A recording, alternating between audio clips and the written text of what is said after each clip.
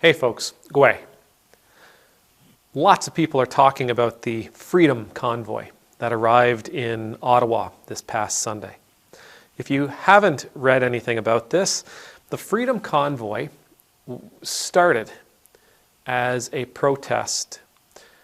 Truckers were protesting a new government mandate that the federal government put in place that said basically if you're long-haul trucking to the U.S. or even short-haul trucking to the U.S., you must be at least double vaccinated. You must have the COVID-19 vaccinations in order to do this work. And some truckers, I think it started in, I want to say it was out west, so like Alberta, BC, they said this is going to mess with our livelihood. Right? We don't want this vaccine. We're afraid to get this vaccine. We don't believe in this vaccine. And this mandate, this law, this rule is going to make it impossible for us to do our job. And as you know, I mean, people who drive truck often, they don't work for big companies. Sometimes they're private business people. And if they're not driving, they're not earning. And if they're not earning, they're not paying bills. And if they're not paying their bills, somebody else is driving their truck in a few months. And so they got together, they organized, and they said, we're going to Ottawa. We're going to Ottawa, we're going to let the federal government, we're going to let the Trudeau government know exactly how we feel about this. We're going to demand that they do something. We're going to demand that they fix this for us. So we don't want the vaccine, but we don't want that to impact our livelihood either. We don't want the choice of whether or not we get a vaccine to impact our livelihood.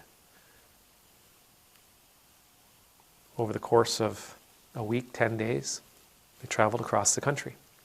And news of their convoy grew and grew and grew, and the Freedom Convoy gathered up a gravity all to itself. It became legend. It became something that we watched.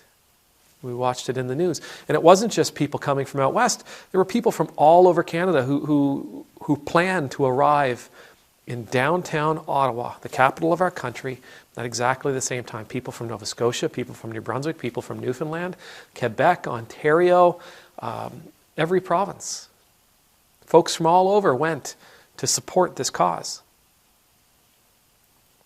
I'm not going to get into all the details, but suffice to say, other voices, other messages began attaching themselves to this Freedom Convoy. And what started off as a protest against a vaccine mandate, well, it took on other meanings. And it conveyed other messages. And some of these messages, most of these messages, weren't terribly healthy ones. They were hateful. They were very, very right-wing. And regardless of where you find yourself in this debate of do you support the truckers or not, by the way, 90% of Canadian truck drivers are double vaccinated, according to the Canadian Truckers Association. But whether or not you support this protest, and personally, I think everybody has a right to protest. I have no trouble with somebody protesting. Whether or not I agree with them is irrelevant. They have a right to protest. But when they arrived in Ottawa, Canada, watching closely, we got to witness what happened. We got to witness what took place during their protest. And again, that protest of a vaccine mandate, well, it looked a lot like people desecrating the statue of Terry Fox, a great Canadian hero.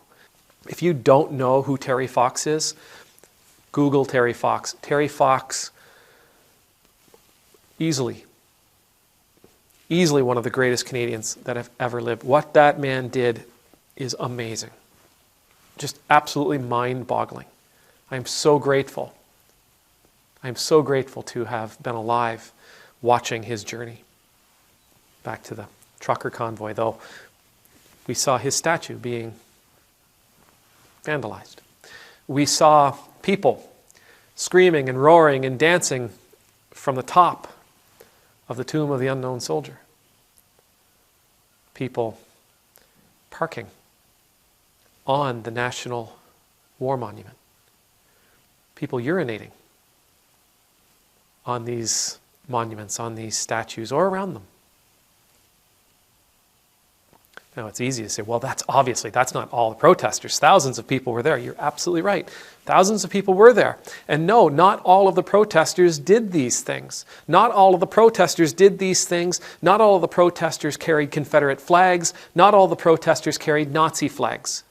Not all of the protesters called for the end of the Canadian government, for our government to be dissolved, our parliament to be dissolved. No, not all the protesters did that.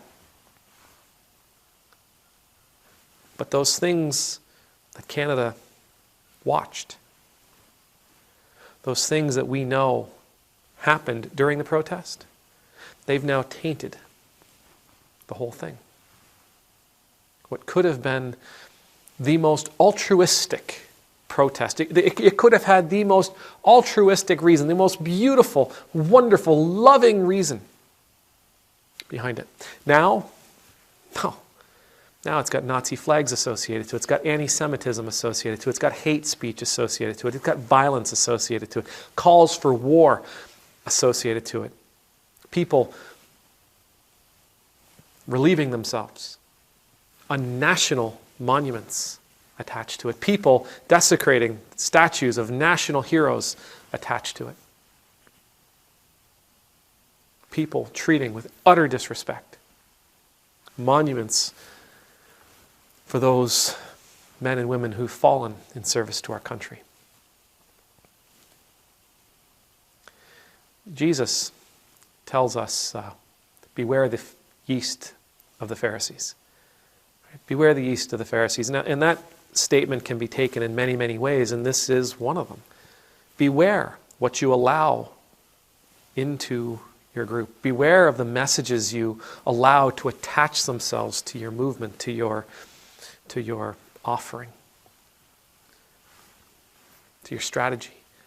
Beware of the voices that want to add themselves to what it is you want to offer. The book of Proverbs tells us over and over and over again, be careful of who you associate with. Be careful of whose call you answer. Be careful of who you travel with. Be careful of who you do business with. They'll ruin you. They'll ruin you. They will take what you are and they will poison it. They will take what you hope to do and they will poison it. They will take what you hope to offer. They will take the change you hope to make. And they'll sully it. It'll become dirty, it'll become filthy, it'll become something that people are ashamed of. It'll become something that people are angry about. It'll cause the world to turn against you. It'll ruin your reputation, it'll ruin your character. It'll ruin the chance you have to make a real difference. Whether or not the Freedom Convoy gets what they set out to get, whether or not they get the change that they were hoping for. Canada will remember the Confederate flag flying. They will remember the Nazi symbols. They will remember the damage, the vandalism, the disrespect shown to national monuments. The Freedom Convoy, it'll always have those things attached to it. May the Lord bless you, may the Lord keep you, may the Lord's face be made to shine upon you and be gracious to you. May the Lord's countenance be lifted up to you. May you always know the peace of being in the Lord's presence. And I pray that in our work, in our efforts, I pray that when we embrace and accept those opportunities that come our way, that we will make sure that our message is always one of hope and love and charity and mercy and compassion and justice and inclusion and equality. That we won't allow those outside voices, those outside agendas to find their way into what it is we're hoping to offer. That the waters of our message will never be muddied by toxins or poisons. That we will be wise and that we'll be mindful of the yeast of the Pharisees. Amen. Numultus.